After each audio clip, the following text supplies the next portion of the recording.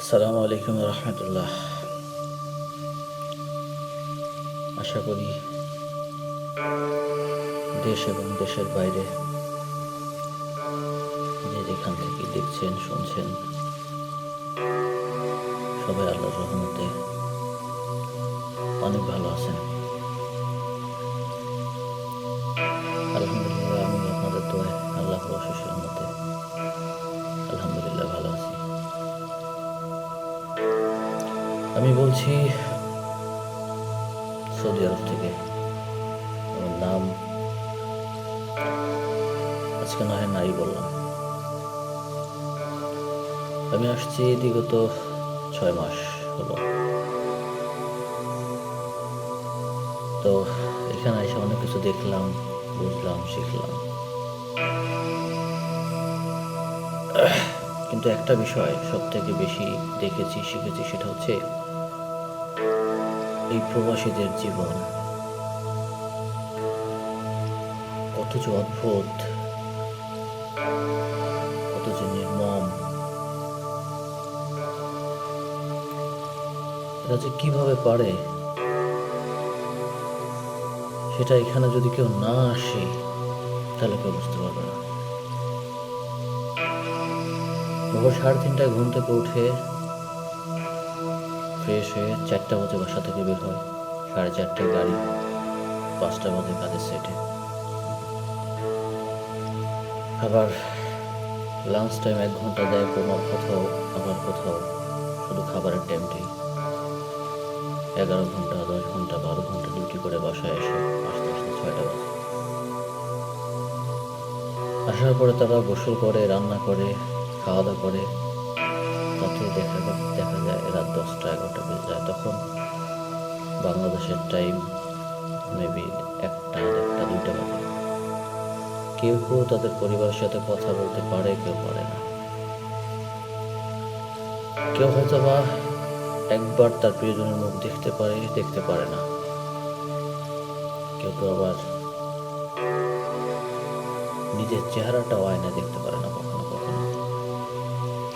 কেননা রাত 10টা বাজে যখন ওই মানুষটা একটু স্বস্তির নিঃশ্বাস ফেলে, তখন মনে হয় যে ভোর 3টায় আবার উঠতে হবে, 3:30টায় উঠতে হবে। তখন ওই নিঃশ্বাস যতটুকু বের হয় বাকটুকু চেপে রেখে ঘুমিয়ে পড়ে, কারণ ওই 3:30টায় যে আবার উঠতে হবে। এর ভিতরে আরো অনেক কিছু আছে যেটা না কাউকে বলা যাবে, না কাউকে দেখানো যাবে, না কাউকে বোঝানো যাবে। কি জন্য করে জানেন? আমার মনে হয় তারা শুধু পরিবারকে একটু ভালো রাখার জন্য করে। নিজেদের বলতে কিছু নেই। আমি এখানে দেখেছি, এখানে আসার পরে এক একটা মানুষ 25 বছর 30 বছর ধরে প্রবাসে কাটাচ্ছে। বাড়িতে যায়, এমন না যে যায় না, বাড়িতে যায়। কখনো 3 মাসের ছুটি নিয়ে যায়, 1 মাসও থাকতে পারে না, ভালো লাগে না, ফ্যামিলিদের সাথে মানিয়ে নিতে পারে না, নিজের সাথে যুদ্ধ করে পেরে ওঠে না, আবার প্রবাসে চলে আসে। দিন শেষে একটা পুরুষ মানুষ কি চায় জানেন? শুধু একটু মানসিক শান্তি। তাদেরকে শারীরিকভাবে কেউ কখনো ক্লান্ত করতে পারে না। তারা যতই কষ্ট করুক, তারা যতই 12 ঘন্টা 14 ঘন্টা 16 ঘন্টা ডিউটি করুক, তারা কখনো ক্লান্ত হয় না। ক্লান্ত হয় যখন তাদের উপর মানসিক চাপ প্রয়োগ করা হয়। আমি ওই মানুষগুলোদের ছিলট জানাই যারা এখানে থেকে একটা রেমিটেন্স যোদ্ধা হিসেবে বাড়িতে টাকা পাঠাচ্ছে, তার ফ্যামিলির সম্পূর্ণ কিছু দিচ্ছে।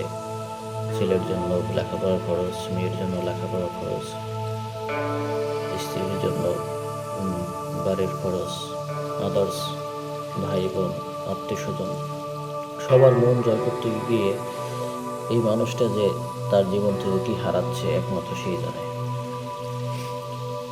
প্রবাসীরা বাড়িতে গিয়ে শুধু খুঁজে ঘুম। কারণ হচ্ছে এই প্রবাসে তাদের হয়তোবা ফ্যামিলি ছাড়া অন্য কোনো কিছুর অভাব নেই, আর যদি সেটা থাকে সেটা হচ্ছে ঘুম। তাদের ঘুমের খুব অভাব। তারা না ঠিক মতো খেতে পারে, না ঘুমাতে পারে, না নিজের শরীরের যত্ন নিতে পারে। আমি এই কথাগুলো বলার কারণ এই না যে আমি অনেক কষ্টে আছি, না, বিষয়টা এরকম না। আমি তো আসছি মাত্র 6 মাস। এমন কিছু মানুষ আছে যারা 25 থেকে 30 বছর পর্যন্ত পার করে দিয়েছে সৌদি আরবে এই প্রবাসে। আমি তাদেরকে দেখেছি। এমন কিছু মানুষ আছে যারা রাত্রেবেলা ঘুমানোর জায়গা পায় না, রাস্তায় ঘুমায়। তাদের বেতন কত জানেন? মাত্র 600 রিয়াল। তাদেরকে যখন জিজ্ঞেস করা হয়, ভাই কেমন আছেন, হয়তো বা বলে আলহামদুলিল্লাহ ভালো আছি, কিন্তু তাদের যে বুকে চাপা কষ্টটা, এটা হয়তো বা তাদের চোখে মুখে না দেখলে কেউ বুঝতে পারবে না। আমার মনে হয় তারা হয়তো বা বাড়িতে ভিডিও কলে কথাও বলে না, কেননা তাদের যে কষ্টটা এটা হয়তো বা একটা মানুষ দেখলে সহ্য করতে পারবে না, নিতে পারবে না। সেই জন্য তারা সবসময় মনে হয় অডিও কলে কথা বলে। আমি ওই সব ভাইদেরকে সেলুট জানাই, যারা এতটা কষ্টের পরও নিজের ফ্যামিলির কথা চিন্তা করে, তাদের ভবিষ্যতের কথা চিন্তা করে নিজের জীবনটাকে বিসর্জন দিচ্ছে। আবার কেউ কেউ তো আছে, সেটা অনেক গভীরের কথা, আজ না হয় সেটা নাই বললাম। তবে অনুরোধ ওই মানুষগুলোর প্রতি যাদের ফ্যামিলির একটা মানুষের প্রবাসে থাকে, 5 বছর, 10 বছর, 15 বছর, 20 বছর হয়ে গেছে, একটা মানুষের আমাকে একটা কথার জবাব দেন আপনার। একটা মানুষের বেঁচে থাকতে হলে কি দরকার, কত টাকা প্রয়োজন তার, কেন তার 20 বছর বিদেশ করতে হবে, প্রবাসে থাকতে হবে কেন? তার জীবনের কি কোনো শখ নেই? তার জীবনের কি কোনো মায়া নেই?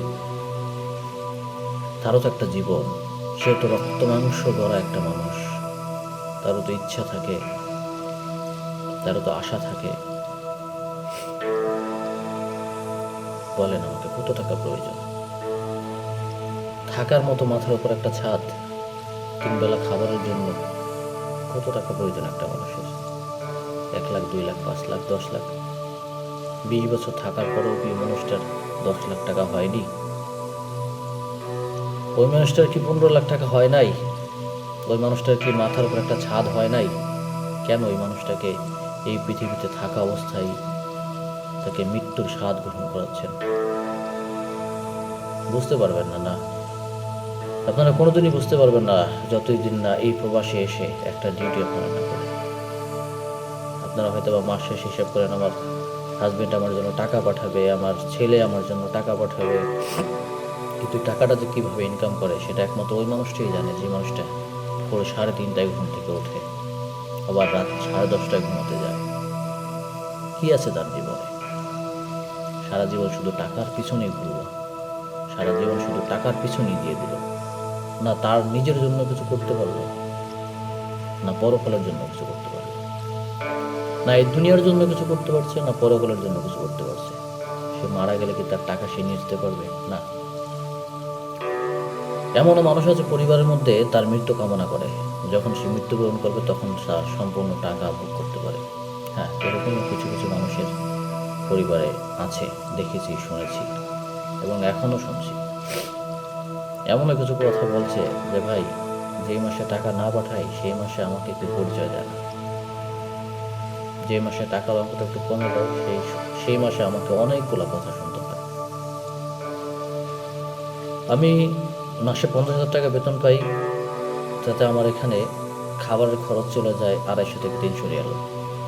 বাকি 40,000 টাকা আমি বাড়িতে পাঠাই, আমার কোনো আলাদা কোনো খরচ নেই। কিন্তু ওই 40,000 টাকা থেকে যদি কখনো 39,000 টাকা হয়, তখন আমাকে 1,000 টাকার 1,000টা কথা শোনা লাগে। কি আছে তাদের জীবনে? কেন রে ভাই? তারা তো একটা স্বাধীনতা আল্লাহ দিয়ে দিয়েছে, তারা তো একটা জীবন আল্লাহ তাআলা দিয়ে দিয়েছে, কেন এত কষ্ট? বুঝতে পারবে না সত্যি। কসম আল্লাহর, ওই মানুষগুলার অন্তরে চাপা পড়া যে কষ্টগুলা, যে কথাগুলা, আর তাদের পরিবার থেকে দেওয়া সেই কষ্টগুলা ওই আল্লাহর দরবারে জমা হয়ে থাকবে। হয়তোবা আজ না হয়তোবা কাল, এহকাল অথবা পরকাল, প্রত্যেকটা কথার, প্রত্যেকটা কষ্টের খেসারত দিতে হবে ওই মানুষগুলার, যে মানুষগুলোর কারণে ওই সব মানুষগুলা কষ্ট পাচ্ছে। তারা কান্না করতে পারে না, কারণ তারা ছেলে মানুষ। আর একটা ছেলে মানুষ কান্না করার জন্য কি খুঁজে জানেন? বৃষ্টি খুঁজে। কারণ তারা আল্লাহর কাছে শুধু চাইতে থাকে, আল্লাহ এমন একটু বৃষ্টি দাও যে বৃষ্টির মধ্যে আমি বসে বা দাঁড়িয়ে কান্না করতে পারবো প্রাণ খুলে, মন খুলে। কারণ ছেলে মানুষ কান্না করলে মানুষের খারাপ বলবে, তাই বৃষ্টির পানির সাথে তার চোখের পানি ধুয়ে যাবে, সেই জন্য একটু বৃষ্টি পড়বে। যাই হোক, আজকে এতগুলো কথা বলার জন্য দুঃখিত। যদি আমার এই কথাগুলো কারো মনে লাগে, অন্তরে লাগে, তাহলে ক্ষমা করবেন, ক্ষমা সুন্দর দৃষ্টিতে দেখবেন। আমি আসলে কাউকে কষ্ট দেওয়ার জন্য কথাগুলো বলিনি। আমি বলেছি ওই সমস্ত মানুষগুলোর জন্য যারা 20 বছর 30 বছর যাবত এই প্রবাসে কাটাচ্ছে। আপনাদের কাছে হাত জোর করে অনুরোধ করছি, ওই মানুষগুলোকে দেশে নিয়ে যান। বাকিটা জীবন তাদেরকে একটু ভালো মতো বাঁচতে দেন, আশা নিয়ে বাঁচতে দেন, তাদেরকে একটু মানসিক শান্তি দেন। এছাড়া আর কিচ্ছু চায় না আপনাদের কাছে।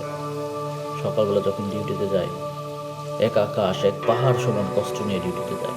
রাত্রেবেলা যখন বাসায় আসে, এক আকাশ পরিমাণ কষ্ট নিয়ে বাসায় আসে। মাথার মধ্যে শুধু একটাই টেনশন, মাস শেষে এত টাকা দিতে হবে বাড়িতে। তার শরীরের কি হচ্ছে না হচ্ছে কিচ্ছু দেখার টাইম নেই তাদের। তারা কি খাচ্ছে না খাচ্ছে সেটাও দেখার টাইম নেই তাদের। শুধু টাকা। দয়া করুন ওই মানুষগুলোকে বাড়িতে ফিরিয়ে নিন, আর প্রয়োজন নেই আপনাদের টাকা। তাদেরকে বোঝান যে বেঁচে থাকার জন্য এত টাকা প্রয়োজন নেই, চলে আসুন। একটু মানসিক শান্তি দরকার, একটু শান্তি দিন। হয়তো এখন বুঝতেছেন না, কোনো একটা দিন বুঝতে পারবেন। তখন হয়তো অনেকটা দেরি হয়ে যাবে, তারা চলে যাবে এই পৃথিবী ছেড়ে। সেই সময়টা আসার আগে বুঝে নিন। তাদেরকে একটু মানসিক, একটু শারীরিক শান্তি দিন। তাদেরকে প্রাণ খুলে দোয়া করতে দিন আল্লাহর কাছে, যেন সে চলে যাওয়ার পর আপনার ভালো থাকতে পারে। যাই হোক, আর কিছু বলবো না আজকে। ক্ষমা করবেন সবাই, আর ভালো থাকবেন। দোয়া করি সবার জন্য, সবাই দোয়া করবেন। ভালো থাকবেন সবাই। আসসালামু আলাইকুম ওয়া রাহমাতুল্লাহি ওয়া বারাকাতুহু।